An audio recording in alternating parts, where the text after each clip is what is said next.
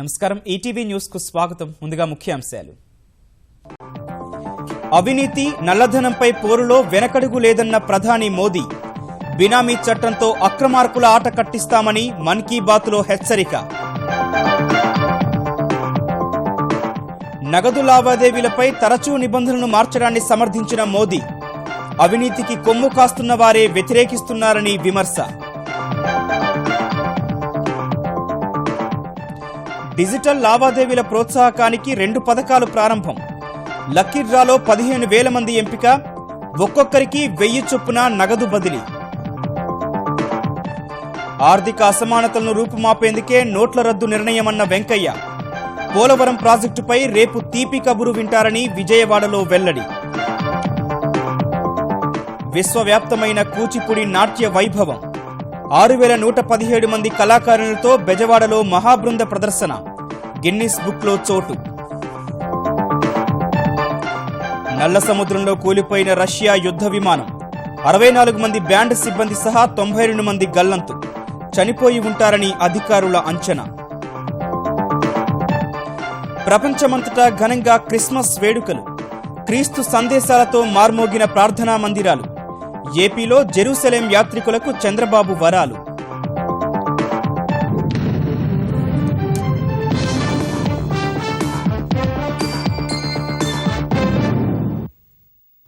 శబరిమల అయ్యప్ప ఆలయం వద్ద తొక్కిసలాట చోటు చేసుకుని ఆంధ్రప్రదేశ్కు చెందిన 17 మంది భక్తులు గాయపడ్డారు. వీరికి పంప ఆసుపత్రి సహా కొట్టాయం వైద్య కళాశాలకు చెందిన ఆసుపత్రిలో చికిత్స అందిస్తున్నట్టు పట్టణం జిల్లా కలెక్టర్ గిరిజా తెలిపారు. 17 మందిలో 2కి తీవ్ర గాయాలయ్యాయని, ప్రస్తుతం వారి పరిస్థితి విషమంగా ఉందని పేర్కొన్నారు. రేపు మండల పూజ నిర్వహించిన తరుణంలో స్వామివారికి ఆభరణాలు తెచ్చే పవిత్ర తంగా అంగి వేడుక ఆలయానికి చేరుకున్న తర్వాత ఈ దుర్ఘటన జరిగింది. మండల పూజ నేపథ్యంలో ఆలయంలో భక్తుల రద్దీ ఎక్కువైందని పేర్కొన్న కలెక్టర్ సన్నిధానం మల్లికాపురం మధ్య తొక్కిసలాట జరిగిందని తెలిపారు. అయితే తొక్కిసలాట తర్వాత అధికారులు సకాలంలో స్పందించలేదని భక్తులు నిరసన వ్యక్తం చేశారు.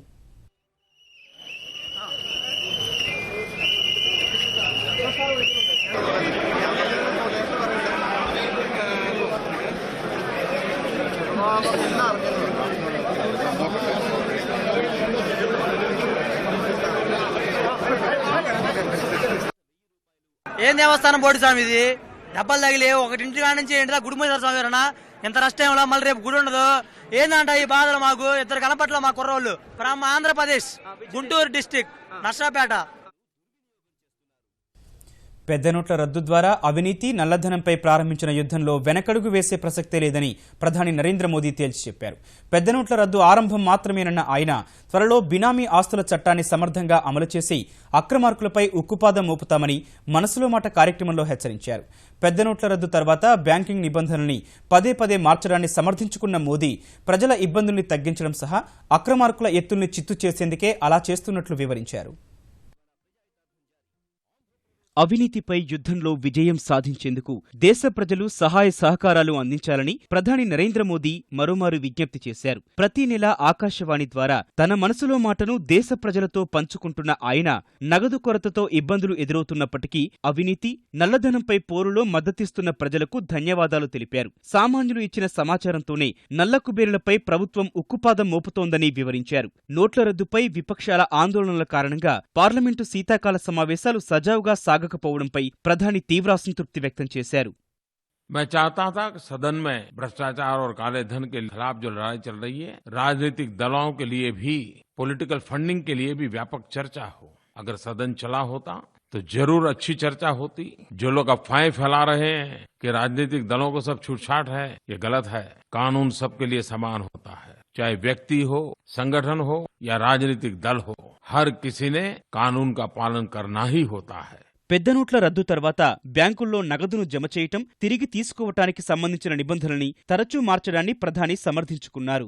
जो लोग खुल करके भ्रष्टाचार और काले धन का समर्थन नहीं कर पाते हैं, वे सरकार की कमियां ढूंढने के लिए पूरी देर लगे रहते हैं. ये सरकार जनता जनार्दन के लिए है. जनता जनार्दन को कहाँ कठिनाई हो रही है, किस नियम के कारण दिक्कत आती है, उसका क्या रास्ता खोजा जा सकता है. जितने भी नियम बदलने पड़ते हैं, बदलती है. 70 साल से बेईमानी और भ्रष्टाचार के काले कारोबार में कैसी शक्तियां जुड़ी हुई है. ऐसे लोगों से मैंने जब मुकाबला करना ठान लिया है तो वे भी तो सरकार को पराजित करने के लिए रोज नए तरीके अपनाते हैं। जब वो नए तरीके अपनाते हैं तो हमें भी तो उसके काट के लिए नया तरीका अपनाना पड़ता है, क्योंकि हमने तय किया है कि भ्रष्टाचारियों को, काले कारोबारों को, काले धन को मिटाना है। అవినీతి నల్లధనంపై పోరులో వెనక్కి తగ్గే ప్రసక్తే లేదని ప్రధాని పునరుద్ఘాటించారు. मैं आपको विश्वास दिलाता हूं कि ये पूर्ण विराम नहीं है, ये तो अभी शुरुआत है। ये जंग जीतना है और थकने का तो सवाल ही कहां उठता है, रुकने का तो सवाल ही नहीं उठता है। और जिस बात पर 125 करोड़ देशवासियों के आशीर्वाद हो उसमें तो पीछे हटने का कोई प्रश्न ही नहीं उठता है। आपको मालूम होगा हमारे देश में बेनामी संपत्ति का एक कानून 1988 में बना था, लेकिन कभी भी न उसके रूल्स नहीं बने, उसको नोटिफाई नहीं किया, ऐसे ही वो ठंडे बस्ते में पड़ा रहा। हमने उसको निकाला है और बड़ा धारदार बेनामी संपत्ति का कानून हमने बनाया है। आने वाले दिनों में वो कानून भी अपना काम करेगा। देश हित के लिए, जनहित के लिए जो भी करना पड़े, ये हमारी प्राथमिकता है। నగదు రహిత ఆర్థిక వ్యవస్థ దిశగా సాగాల్సిన అవసరాన్ని ప్రముఖంగా ప్రస్తావించిన మోదీ నేటి నుంచి అదృష్ట వినియోగదారుడి పథకం, డిజిధన్ వ్యాపార పథకాన్ని అమల్లోకి తెచ్చిన విషయాన్ని గుర్తు చేశారు. मेरे प्यारे देशवासियों, मुझे ये जानकर के खुशी होती है कि देश में टेक्नोलॉजी का उपयोग कैसे करना, ऑनलाइन पेमेंट कैसे करना, इसकी जागरूकता बहुत तेजी से बढ़ रही है। पिछले कुछ ही दिनों में 200 से 300% बढ़ा है। आंध्र के मुख्यमंत्री श्रीमान चंद्रबाबू नायडू के अध्यक्षता में एक कमेटी भी बनाई है जो इसके लिए अनेक योजनाओं पर विचार कर रही है। ये डिजिटल मूवमेंट एक सुनहरा अवसर है। हमारे नौजवान नए नए आइडियाज के साथ, नई नई टेक्नोलॉजी के साथ, नई नई पद्धति के साथ इस क्षेत्र को जितना बल दे सकते हैं देना चाहिए। ఇటీవల క్రీడారంగంలో భారత్ సాధిస్తున్న విజయాల పట్ల సంతోషం వ్యక్తం చేసిన ప్రధాని ఇంగ్లండ్తో సిరీస్ను 4-0 తేడాతో కైవసం చేసుకున్న భారత క్రికెట్ జట్టుకు అభినందనలు తెలిపారు. త్రిశతకం సాధించిన కరుణ్ నాయర్, ద్విశతకం చేజార్చుకున్న కేఎల్ రాహుల్, సారథి విరాట్ కోహ్లీ ఆటతీరును మెచ్చుకున్నారు. ఐసీసీ ఉత్తమ క్రికెటర్ పురస్కారానికి ఎంపికైన స్పిన్నర్ అశ్విన్ని కూడా అభినందించారు. 15 ఏళ్ల తర్వాత జూనియర్ హాకీ జట్టు ప్రపంచ కప్ను కైవసం చేసుకోవడం పట్ల మోదీ సంతోషం వ్యక్తం చేశారు. నగదు రహిత ఆర్థిక వ్యవస్థ నిర్మాణమే లక్ష్యంగా చర్యలు ముమ్మరం చేసిన కేంద్ర ప్రభుత్వం డిజిటల్ లావాదేవీలు జరిపేలా ప్రజల్ని ప్రోత్సహించేందుకు డిజిధన్ మేళా పేరిట 2 ప్రత్యేక పథకాల్ని ప్రారంభించింది. నేటి నుంచి 100 రోజుల పాటు అమల్లో ఉండే అదృష్ట వినియోగదారుడి పథకం, డిజిధన్ వ్యాపారి పథకాన్ని ప్రవేశపెట్టింది. అదృష్ట వినియోగదారుడి పథకం కింద 50 నుంచి 3,000 రూపాయల మధ్య డిజిటల్ విధానంలో లావాదేవీలు జరిపిన ప్రజల్లో రోజుకు 15,000 మందిని లక్కీ డ్రా ద్వారా ఎంపిక చేసి ఒక్కొక్కరికి 1000 నగదు ప్రోత్సాహకం అందిస్తారు. వారానికోసారి, నెలకోసారి లక్కీ డ్రాలతో పాటు చివరిగా ఏప్రిల్ 14న మెగా డ్రా తీసి భారీగా నగదు పురస్కారాలు ఇస్తారు. డిజిధన్ వ్యాపారి పథకం కింద డిజిటల్ లావాదేవీలు నిర్వహించే వ్యాపారులకు నగదు ప్రోత్సాహకాలు అందజేస్తారు. ఢిల్లీ విజ్ఞాన్ భవన్లో జరిగిన కార్యక్రమంలో కేంద్ర మంత్రులు, క్రీడాకారుల సమక్షంలో డ్రా తీసిన అధికారులు మొదటి రోజు నగదు ప్రోత్సాహకం అందుకోనున్న 15,000 మంది లబ్ధిదారులను ఎంపిక చేశారు. డిజిటల్ లావాదేవీల ద్వారా కలిగే లబ్ధిని కేంద్ర మంత్రులు వివరించారు. डिजिटल इंडिया का मतलब है ईमानदार गवर्नेंस, डिजिटल पेमेंट का मतलब है ईमानदार पेमेंट, डिजिटल इंडिया का मतलब है मजबूत भारत, डिजिटल इंडिया का मतलब है ज्ञानी भारत। देश का आम आदमी ईमानदार होता है, कुछ लोग भ्रष्टाचार और काले धन से देश को कमजोर करते हैं। तो ये ईमानदार भारत को मजबूत करने की जरूरत है और इसीलिए हम लोग देश में घूम रहे हैं, इसे बता रहे हैं केवल अंगूठे की छाप देने से पैसा ट्रांसफर हो जाएगा। ये टेक्नोलॉजी किसी दूसरी दुनिया में नहीं है, क्योंकि आधार नंबर और आधार कार्ड की जो टेक्नोलॉजी है बायोमेट्रिक्स की, ये टेक्नोलॉजी केवल हिंदुस्तान के अंदर आई है। 2-3 सप्ताह पहले जब बिल गेट्स यहाँ आए हुए थे तो हम में से कुछ लोगों से मिले तो मुझे उन्होंने कहा कि आपके देश में तो 100 करोड़ से ज्यादा मोबाइल फोन है, 109 करोड़ के पास आधार कार्ड नंबर है, तो आपके यहाँ तो कार्ड की टेक्नोलॉजी भी नहीं चलेगी, तो आपके यहाँ तो ये इतनी तेजी से ये फैलेगी डिजिटल इकोनॉमी। और ये हम लोग देख रहे हैं कि पिछले 1-1.5 महीने में एक व्यवसाय में लोगों ने इसका प्रयोग करना शुरू कर दिया। आज की इस लकी ड्रॉ की पहल से भी व्यवस्था और बढ़ेगी, सुधरेगी। నగదు కష్టాలు తీరేందుకు కేంద్రం విధించిన 50 రోజుల గడువు మరో 5 రోజుల్లో ముగియనున్న వేళ ఆ తర్వాత కూడా ఉపసంహరణపై పరిమితులు కొనసాగించాలని బ్యాంకులు భావిస్తున్నాయి. ప్రస్తుతం బ్యాంకుల నుంచి వారానికి 24,000 రూపాయలు, రోజు ఏటీఎంల నుంచి 2,500 రూపాయల ఉపసంహరణ పరిమితి ఉండగా పలుచోట్ల ఆ మొత్తం దొరకడం కూడా కష్టంగా మారింది. డిసెంబర్ 30 తర్వాత ఈ పరిమితులను కేంద్రం ఎత్తివేస్తుందని అంచనా వేస్తోన్న బ్యాంకులు వాటిని మరికొన్ని రోజులు కొనసాగించాలని భావిస్తున్నాయి. పెద్ద కార్పొరేట్ సంస్థలు, చిన్న మధ్యతరహా పరిశ్రమ వర్గాలకు పెద్ద ఎత్తున నగదు అవసరం ఉన్న నేపథ్యంలో పరిమితులు ఎత్తివేస్తే కొరత కారణంగా అందరి అవసరాలు తీర్చడం కష్టంగా మారుతుందని బ్యాంకులు ఆందోళన వ్యక్తం చేస్తున్నాయి. దేశంలో ఆర్థిక అసమానతలు రూపుమాపేందుకే ప్రధాని నరేంద్ర మోదీ నోట్ల రద్దు నిర్ణయం తీసుకున్నారని కేంద్ర మంత్రి వెంకయ్య నాయుడు పేర్కొన్నారు. మాజీ ప్రధాని అటల్ బిహారీ వాజ్పేయి జన్మదినాన్ని పురస్కరించుకుని విజయవాడలో ఏర్పాటు చేసిన సుపరిపాలన దినోత్సవ కార్యక్రమంలో పాల్గొన్న వెంకయ్య వాజ్పేయి నేతృత్వంలో దేశం ఓ గొప్ప పరిణామ క్రమాన్ని చూసిందన్నారు. గ్రామాల నుంచి నగరాల వరకు అన్ని ప్రాంతాలు సమంగా అభివృద్ధి చెందేలా వాజ్పేయి చర్యలు తీసుకున్నారని తెలిపిన వెంకయ్య ఆయన స్ఫూర్తితో ప్రస్తుతం మోదీ ముందుకు వెళ్తున్నారని చెప్పారు. దేశంలో అవినీతి, నల్లధనానికి 50 ఏళ్ల కాంగ్రెస్ పాలనే కారణమన్న కేంద్ర మంత్రి ఇందుకు రాహుల్ గాంధీ సమాధానం చెప్పాలన్నారు. నోట్ల రద్దు ఫలాలు దేశ ప్రజలకు సమంగా పంచేందుకు మోదీ కృషి చేస్తున్నారని చెప్పారు. 2017లో దేశంలోని నిజాయితీ పరులకు మంచి రోజులు వస్తాయని చెప్పారు. ఇదే సమయంలో పోలవరం ప్రాజెక్టుకు సంబంధించి రేపు తీపి కబురు వింటారని వెంకయ్య పేర్కొన్నారు. నిన్న ఒక మహానాయకుడు చెప్పాడు, కాంగ్రెస్ నాయకుడు, ఈ దేశంలో నల్ల డబ్బు అంతా 1% వాళ్ళ దగ్గరే ఉందని. మరి 50 ఏళ్లు పరిపాలించింది ఎవరయ్యా? మోడీ గారు వచ్చి 2 ఏళ్ళు 2.5 ఏళ్ళు అయింది. 2.5 ఏళ్ళలో మొత్తం అందరి 1% వాళ్ళ దగ్గరకు వచ్చేసిందా? ఇన్నేళ్ల పాటు పరిపాలించిన మీరు, మీ కుటుంబం, మీ పార్టీ దీనికి ఏం సమాధానం చెప్తుందంటే ఈ హ్యాజ్ నో ఆన్సర్. 1,80,000 కోట్లు కాంగ్రెస్ హయాంలో, విజయ మదయ కాంగ్రెస్ హయాంలో లోన్లు తీసుకున్నాడు. 2004 నుంచి 2009 కంతా కట్టలేకపోయాడు. మళ్ళా రీస్ట్రక్చరింగ్ ఇచ్చారు. ఆ తర్వాత మళ్ళీ డిఫాల్టర్ అయిపోయాడు. ఆయన మీద యాక్షన్ తీసుకోవాలా. ఇప్పుడు మదయ మోడీ వల్ల మదయ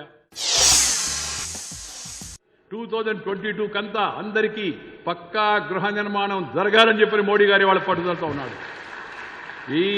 ఈ నోట్ల మార్పిడి వల్ల వచ్చే లాభంలో ప్రభుత్వానికి లభించే ఆదాయం అవుతుందో దాంట్లో ఎక్కువ భాగం ముందు గృహ వసతి పైన పెట్టాలా, వైద్యం పైన పెట్టాలా, విద్య పైన పెట్టాలా, రైతులకు పంటలకు బీమా కల్పించడానికి పైన పెట్టాలని ప్రధానమంత్రి గారు ఆ దిశలో ఆలోచిస్తున్నాడు. నగదు రహిత లావాదేవీల్లో సిద్దిపేట నియోజకవర్గాన్ని దేశానికి ఆదర్శంగా తీర్చిదిద్దుతామని తెలంగాణ నీటిపారుదల శాఖ మంత్రి హరీష్ రావు పునరుద్ఘాటించారు. సిద్దిపేటలో జరిగిన కార్యక్రమంలో 162 మంది రేషన్ డీలర్లకు స్వైపింగ్ యంత్రాలను పంపిణీ చేశారు. ముఖ్యమంత్రి సహాయ నిధి చెక్కును లబ్ధిదారులకు అందజేసిన మంత్రి ఎక్కువగా డిజిటల్ లావాదేవీలను నిర్వహించే వారికి 5,000 నగదు నజరానా అందిస్తామని ప్రకటించారు. డీలర్స్ అనే వాళ్ళు కేవలం బియ్యమే కాకుండా ఒక మినీ బ్యాంకుగా పనిచేస్తారు. ఈ మైక్రో ఏటీఎం ద్వారా మీ గ్రామాల్లో ప్రజలకు ఎవరైనా పెన్షన్ డబ్బులు కావాలంటే తీసి మీరు ఇచ్చే అవకాశం ఉంటుంది. ప్రజలు డబ్బులు వేయాలంటే బ్యాంకులో వేసే అవకాశం ఉంటుంది. మీకు దీని మీద 0.3% కమిషన్ వస్తుంది మీకు. సో ఇది ఒక మినీ బ్యాంక్ లాగా పనిచేస్తుంది కనుక మీకు ఆ ట్రైనింగ్ కూడా ఇక్కడ ఇస్తారు. తద్వారా మీకు కూడా కొంత అదనపు ఆదాయం పెరుగుతుంది. కృష్ణా తీరాన విజయవాడ వేదికగా ఆంధ్రుల సాంస్కృతిక వారసత్వ సంపదైన కూచిపూడికి వైభవ పట్టాభిషేకం జరిగింది. 6,117 మంది నాట్య కళాకారులు ఏకకాలంలో చేసిన మహాబృంద నాట్యం గిన్నిస్ బుక్లో చోటు సంపాదించగా కూచిపూడి ఖ్యాతి దిగంతాల్లో మరోసారి మార్మోగింది.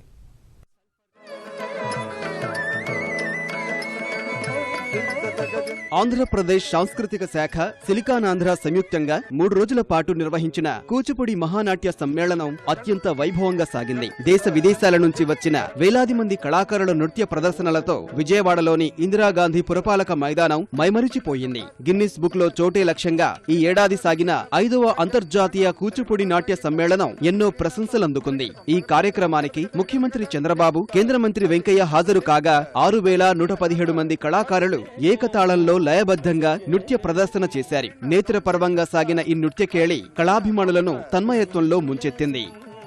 కూచిపూడి లలిత కళా సమితి రసికుల సన్నిధి ప్రయోగించు. కూచిపూడి లలిత కళా సమితి. ప్రదర్శన పూర్తయిన వెంటనే గిన్నిస్ బుక్ నిర్వాహకులు మహానాట్య సమ్మేళనానికి గిన్నిస్ బుక్ లో స్థానం కల్పిస్తూ చంద్రబాబు, వెంకయ్యకు ధ్రువపత్రాన్ని అందించారు. నర్తన లాలన చరణాలకు ఆ నటరాజమూర్తి చరణాలకు చేరిన ఒకానొక దివ్యానుభూతి అదుగో ముఖ్యమంత్రి గారి చేతిలో ఉంది. Guinness book of world record. జై హో కూచిపూడి. కళలను కాపాడుకున్నప్పుడే మన సంస్కృతి సంప్రదాయాలు మనుగడ సాగిస్తాయని వెంకయ్య అభిప్రాయపడ్డారు. కూచిపూడి నృత్య ప్రదర్శన గిన్నిస్ రికార్డులకెక్కడం పట్ల ఆనందం వ్యక్తం చేసిన చంద్రబాబు కూచిపూడి గురువులను ఆదుకుంటామని భరోసానిచ్చారు. ఈ యొక్క జాతి సంస్కృతిని కళలు సాహిత్యం ప్రతిబింబిస్తాయి. మామూలుగా కళలు జాతికి జీవనాడు లాంటివి. మరి ఆ కళలను విస్మరిస్తే ఆ జాతి కాస్త నిస్తేజమవుతుంది. దానితో పాటు మన జాతి యొక్క ఉనికిని మనం కాపాడుకునేందుకు, దాని వారసత్వాన్ని ముందుకు తీసుకెళ్లేందుకు ఈ కళలను కాపాడుకోవడానికి అవసరం ఎంతో ఉంది. సిద్ధేంద్ర యోగి కళాక్షేత్రం ఉంది. కూచిపూడి నాట్యారామం నుంచి ఎన్ని నిధులు కావాలన్నా ఇచ్చి ఈ నిర్వహణ బాధ్యత దీనికి అప్పచెప్తామని చెప్పి కూడా నేను మీకు తెలియజేస్తున్నా. సిద్ధేంద్ర యోగి జిల్లా ప్రజా పరిషత్ హై స్కూల్ ఉంది. పిహెచ్డీలు కూడా ఇక్కడ చేసే విధంగా, ఎంఏలు చేసే విధంగా ఈ విద్యా కేంద్రాన్ని తీర్చిదిద్దాం. మనకు స్కూల్స్ ఉన్నాయి. అన్ని స్కూల్స్ లో కూచిపూడి ప్రవేశపెడతాం. ఇప్పుడు గురువులు ఉన్నారు. ఒక్కొక్కరికి 5 స్కూల్స్ ఇచ్చి కనీసం నెలకు ఒక 12,000 రూపాయలు ఆన్రోరియం కింద వీళ్ళందరినీ కూడా నియమిస్తామని చెప్పి కూడా నేను మీకు తెలియజేస్తున్నాను. 3 రోజుల పాటు వైభవపేతంగా సాగిన మహానాట్య సమ్మేళనం శివతాండవంతో కళాభిమానుల కరతాళ ధ్వనుల నడుమ ఘనంగా ముగిసింది.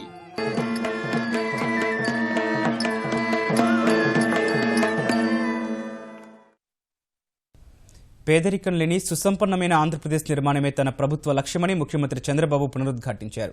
క్రిస్మస్ పర్వదినాన్ని పురస్కరించుకుని గుంటూరు జిల్లా పెదకాకాణిలోని బైబిల్ మిషన్ చర్చిలో నిర్వహించిన వేడుకల్లో పాల్గొన్న బాబు మత సామరస్యానికి ఆంధ్రప్రదేశ్ ప్రభుత్వం ఎంతో ప్రాధాన్యమిస్తోందని తెలిపారు. క్రీస్తు చెప్పినట్లు అందరూ ప్రేమ, కరుణ, శాంతి సామరస్యంతో మెలగాలని సూచించారు. క్రిస్మస్ను పురస్కరించుకుని క్రైస్తవులకు ప్రత్యేక కానుకలు ఇచ్చామని చెప్పారు. ఈ పర్వదినాన క్రైస్తవులపై వరాల జల్లు కురిపించిన చంద్రబాబు ఇందుకు సంబంధించిన ఉత్తర్వులను క్రైస్తవ పెద్దలకు అందించారు. క్రైస్తవ మిషనరీల ఆస్తులు అన్యాక్రాంతం కాకుండా కాపాడతామని భరోసా ఇచ్చారు. 57 కోట్ల రూపాయలు ఈ క్రిస్టియన్ సంక్షేమం కోసం ఈ సంవత్సరం ఖర్చు పెడుతున్నాం. ఈ రోజు 20,000 రూపాయలు జెరూసలం పోవడానికి ఇస్తున్నారు. ఇది చాలదు. ఇక రాబోయే రోజుల్లో ఎవరైనా ఇక్కడికి పోవాలంటే 40,000 రూపాయలు చొప్పున ఒక్కొక్క వ్యక్తికి ఇస్తామని చెప్పి కూడా నేను మీకు తెలియజేస్తున్నాను. చర్చిలున్నాయి. ఈ చర్చిలు కట్టుకున్నప్పుడు రిపేర్లు కూడా ఇమ్మన్నారు. అందుకే ఈ రెంట్ కూడా 1,00,000 కాకుండా 3 లక్షలు ఇవ్వడానికి ఈ ప్రభుత్వం అంగీకరించామని చెప్పి కూడా నేను మీకు తెలియజేస్తున్నాను. యేసుక్రీస్తు జన్మదినమైన క్రిస్మస్ పర్వదినాన్ని తెలుగు రాష్ట్రాల్లోని క్రైస్తవులు ఆనందోత్సాహాలతో జరుపుకున్నారు. చర్చిలను అందంగా ముస్తాబు చేసి యేసుక్రీస్తు జీవిత కథను తెలిపేలా బొమ్మలతో ప్రత్యేక అలంకరణలు ఏర్పాటు చేశారు. ప్రేమ, దయ, కరుణ సందేశాలను బోధకులు భక్తులకు వివరించారు. ప్రత్యేక ఆరాధనలు, గీతాలాపనలు చేశారు. గుంటూరు తెలుగుదేశం పార్టీ కార్యాలయంలో ఆంధ్రప్రదేశ్ మంత్రులు ప్రత్తిపాటి పుల్లారావు, పల్లె రఘునాథరెడ్డి, రావెల కిషోర్ బాబు కేక్ కోసి వేడుకలు జరుపుకున్నారు. అనంతపురం సప్తగిరి కూడలిలోని ఎస్యుఐ చర్చిలో మంత్రి పరిటాల సునీత పాల్గొన్నారు. పులివెందుల సిఎస్ఐ చర్చిలో వైకాపా అధినేత జగన్మోహన్ రెడ్డి కుటుంబ సభ్యులతో కలిసి ప్రత్యేక ప్రార్థనలు చేసి క్రిస్మస్ శుభాకాంక్షలు తెలిపారు. Secunderabad Saint Mary's basilica church Christmas శోభతో అలరారుతోంది. హైదరాబాద్ రాంకోటిలోని వెస్లీ చర్చిలో కేంద్ర మంత్రి దత్తాత్రేయ ప్రత్యేక ప్రార్థనలు చేశారు. మెదక్లోని ప్రఖ్యాత కేథడ్రల్ చర్చిలో క్రిస్మస్ సంబరాలు మిన్నంటాయి. యేసుక్రీస్తును కీర్తిస్తూ ప్రత్యేక గీతాలాపనలు చేశారు. హన్మకొండ, నర్సంపేట బాప్టిస్టు చర్చి, కాజీపేట ఫాతిమా చర్చిలో ప్రపంచం శాంతితో పరిఢవిల్లాలని ప్రార్థనలు చేశారు. హుజూరాబాద్లోని వివిధ చర్చిల్లో తెలంగాణ మంత్రి ఈటెల రాజేందర్ పాల్గొని క్రైస్తవులతో కలిసి ప్రత్యేక ప్రార్థనలు చేశారు. ఎన్టీఆర్ ట్రస్ట్ భవన్లో తెలంగాణ తెలుగుదేశం నేతలు క్రిస్మస్ వేడుకలు జరిపారు. క్రిస్మస్ వేడుకలు ప్రపంచవ్యాప్తంగా ఘనంగా జరుగుతున్నాయి. ఆస్ట్రేలియా నుంచి అలాస్కా వరకు క్రైస్తవులు వేడుకల్లో మునిగి తేలుతున్నారు. యేసుక్రీస్తు జన్మస్థలమైన పాలస్తీనాలోని బెత్లహాంకు పెద్ద ఎత్తున తరలివచ్చిన క్రైస్తవులు ప్రత్యేక ప్రార్థనలు చేశారు. బెర్లిన్ మార్కెట్లో ఉగ్రదాడి నేపథ్యంలో కట్టుదిట్టమైన భద్రతా ఏర్పాట్లు చేశారు. వాటికన్ సిటీలోని సెయింట్ పీటర్ బాసిలికా చర్చిలో జరిగిన వేడుకల్లో పోప్ ఫ్రాన్సిస్ చేతుల మీదుగా జరిగిన ప్రత్యేక కార్యక్రమాలను లక్షల మంది వీక్షించారు. బ్రిటిష్ యువరాజు విలియం కుటుంబ సమేతంగా బెర్క్షైర్లోని ఈగిల్ ఫీల్డ్లో ఉన్న సెయింట్ మార్క్స్ చర్చిలో ప్రత్యేక ప్రార్థనలో పాల్గొన్నారు. రాణి ఎలిజబెత్ తీవ్ర జలుబు కారణంగా ఈసారి క్రిస్మస్ వేడుకలకు దూరంగా ఉన్నారు. ప్రిన్స్ ఫిలిప్ మాత్రం సెయింట్ మేరీ మగ్దలేన్లో చర్చిలో జరిగిన ఆరాధనలో పాల్గొన్నారు. లండన్లో కొందరు ఔత్సాహికులు సర్పెంటైన్ చెరువులో ఈత కొట్టారు. గడ్డకట్టే చలిలో చెరువులోకి దూకి ఈత కొట్టడం ఇక్కడ ఆనవాయితీగా వస్తోంది. మరోవైపు జర్మనీ నగరం బెర్లిన్లోనూ ఇదే తరహాలో ప్రజలు ఈత కొట్టారు. ఆంధ్రప్రదేశ్ సాంఘిక సంక్షేమ శాఖ మంత్రి రావెల కిషోర్ బాబు గుంటూరు జిల్లా పరిషత్ చైర్పర్సన్ జానీమూన్ మధ్య ఏర్పడిన వివాదం సమస్యపోయింది. తెలుగుదేశం అధినేత చంద్రబాబు ఆదేశాల మేరకు రంగంలోకి దిగిన ఏపీ మంత్రులు ప్రత్తిపాటి పుల్లారావు, పల్లె రఘునాథ్ రెడ్డి, రావెల, జానీమూన్ మధ్య సయోధ్య కుదిర్చారు. గుంటూరులోని తెదేపా కార్యాలయంలో మీడియాతో మాట్లాడిన రావెల, జానీమూన్ రాజకీయాలకు తామిద్దరం కొత్త కావడం వల్ల సమాచార లోపం వల్లే ఇలా జరిగిందని తెలిపారు. ఈ ఘటన దురదృష్టకరమని చెప్పారు. ఇటువంటి సమస్యలు మళ్లీ పునరావృతం కాకుండా చేస్తానని చెప్పి మాకు భరోసా ఇవ్వడం జరిగింది మంత్రివర్యులు. ఇవన్నీ సమస్యలు అనేవి చంద్రబాబు గారి దృష్టికి పోయాయి. చంద్రబాబు గారి మీద మాకు మంచి నమ్మకం ఉంది, పార్టీ మీద విశ్వాసం ఉంది. తప్పకుండా పార్టీ మాకు ఎటువంటి సమస్య రానివ్వదని చెప్పి నమ్మకం ఉంది. చిన్న చిన్న అపోహలు, అభిప్రాయ భేదాలు పరిష్కరించుకోవడంలో కొంత విఫలం అయ్యాం. అది ఇప్పుడు పరిష్కరించుకోగలిగాం. దానికి చాలా సంతోషంగా ఉంది. తనకి ఏ కష్టం వచ్చినా, నష్టం వచ్చినా, ఏ ఇబ్బంది వచ్చినా కానీ నేరుగా ఎలాంటి సమస్యనైనా పరిష్కరించడానికి ఎప్పుడు సిద్ధంగా ఉంటాను. అందరిని కూర్చోబెట్టి మాట్లాడి ఏకాభిప్రాయాన్ని తీసుకొచ్చి సమన్వయంతో పనిచేయడానికి ముందుకు వెళ్తాను. హైదరాబాద్లో సంచలనం సృష్టించిన KBS private bank CEO Manmatha దళైపై కాల్పుల కేసును 48 గంటల్లోనే ఛేదించామని హైదరాబాద్ పోలీస్ కమిషనర్ మహేందర్ రెడ్డి తెలిపారు. కాల్పులకు పాల్పడ్డ నిందితుడు అబ్దుల్ రహీం, నరేష్తో పాటు మరో నిందితుడు రాజేంద్రను అరెస్ట్ చేసినట్లు ప్రకటించారు. మరో నిందితుడు వెంకటరత్నం పరారీలో ఉన్నాడన్న మహేందర్ రెడ్డి నోట్ల మార్పిడికి సంబంధించిన నగదు ఉంటుందనే ఉద్దేశంతో మన్మథ దళై ఇంటిని ఎంచుకున్నారని వివరించారు. దోపిడీ కోసం సీఈఓ ఇంట్లోకి వెళ్లిన అబ్దుల్ రహీం డబ్బు డిమాండ్ చేయగా మన్మథ దళై లేవని చెప్పడంతో కాల్పులు జరిపారని సిపి చెప్పారు. వారి వద్ద నుంచి దేశవాళీ తుపాకీతో పాటు 12 బుల్లెట్లను స్వాధీనం చేసుకున్నామని, పరారీలో ఉన్న నిందితుడి కోసం గాలింపు చేపట్టినట్లు మహేందర్ రెడ్డి తెలిపారు. కొలంబియా విమాన ప్రమాదంలో 71 మంది ప్రాణాలు కోల్పోయిన దుర్ఘటనను మరవకముందే 92 మందితో ప్రయాణిస్తున్న రష్యా యుద్ధ విమానం నల్ల సముద్రంలో కూలిపోయింది. మాస్కో నుంచి 64 మంది సైనిక బ్యాండ్ సిబ్బంది సహా పాత్రికేయులు, వైద్యులతో పాటు 8 మంది విమాన సిబ్బందితో సిరియాలోని లాతికా నగరంలోని రష్యా వైమానిక స్థావరానికి ఈ ఉదయం బయలుదేరింది. వీళ్లందరూ అక్కడ ఉన్న రష్యన్ సైనికులతో కలిసి నూతన సంవత్సర సంబరాల్లో పాల్గొనేందుకు వెళ్తున్నారు. ఈ క్రమంలో రష్యా సరిహద్దులోని అద్లేర్లో ఆగి ఇంధనం నింపుకొని బయలుదేరిన విమానం 2 నిమిషాల్లోనే రాడార్తో సంబంధాలు కోల్పోయినట్లు రష్యా తెలిపింది.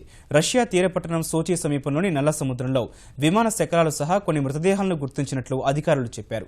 ఘటన జరిగిన వెంటనే వెతుకులాట ప్రారంభించిన పుతిన్ సర్కారు కుట్ర కోణం ఏమైనా ఉందా అనే కోణంలో విచారణకు ఆదేశించింది.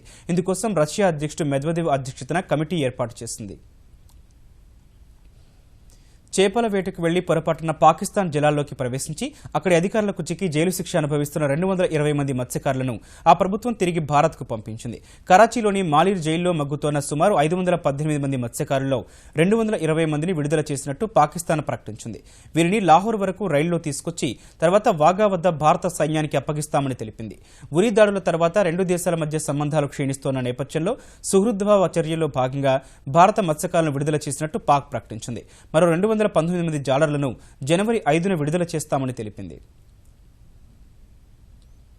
పూణేలో శుక్రవారం రాత్రి జరిగిన దారుణం ఆలస్యంగా వెలుగులోకి వచ్చింది. క్యాప్ జెమినీలో సాఫ్ట్వేర్ ఇంజనీర్గా పనిచేస్తున్న పశ్చిమ బంగాకు చెందిన అంతారా దాస్ అనే యువతి దారుణ హత్యకు గురైంది. కార్యాలయం నుంచి శుక్రవారం రాత్రి 8 గంటల ప్రాంతంలో విధులు ముగించుకుని బయటకొచ్చిన ఆమెపై కార్యాలయానికి 500 మీటర్ల దూరంలో గుర్తు తెలియని దుండగుడు పదునైన ఆయుధంతో దాడికి పాల్పడ్డారు. తీవ్ర గాయాలతో బాధపడుతున్న ఆమెను ఓ వ్యక్తి ఆసుపత్రికి తరలించారు. అయితే అప్పటికే ప్రాణాలు కోల్పోయినట్లు పోలీసులు తెలిపారు. ఆమెను ఆసుపత్రికి చేర్చిన వ్యక్తి చెబుతున్న సమాచారం ప్రకారం దుండగుడికి అంతారాకు మధ్య వాగ్వాదం జరిగిందని, ఆ తర్వాత ఆమెపై దుండగుడు దాడికి పాల్పడ్డాడని చెప్పాడు.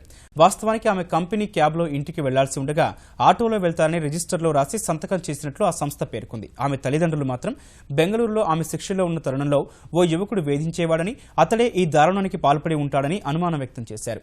అన్ని కోణాల్లో దర్యాప్తు ప్రారంభించిన పోలీసులు వివిధ బృందాలు ఏర్పాటు చేసి నిందితుడి కోసం గాలింపు చేపట్టారు. మాజీ ప్రధాని అటల్ బిహారీ వాజ్పేయికి ప్రధాని నరేంద్ర మోదీ పుట్టినరోజు శుభాకాంక్షలు తెలిపారు. 93వ వసంతంలోకి అడుగుపెట్టిన వాజ్పేయి ఇంటికి భాజపా అధ్యక్షుడు అమిత్ షాతో కలిసి వెళ్లిన మోదీ ఆయనకు శుభాకాంక్షలు చెప్పారు. అంతకుముందు ట్విట్టర్ ద్వారా శుభాకాంక్షలు తెలియజేసిన మోదీ వాజ్పేయి నాయకత్వంలో తీసుకున్న అనేక నిర్ణయాలతో దేశం పురోగమిస్తోందన్నారు. అటల్ను స్వార్థమెరుగని అద్భుతమైన వ్యక్తిత్వం గల మనిషిగా కొనియాడిన ప్రధాని ఆయన సంపూర్ణ ఆరోగ్యంతో సుదీర్ఘకాలం జీవించాలని ప్రార్థిస్తున్నట్లు పేర్కొన్నారు.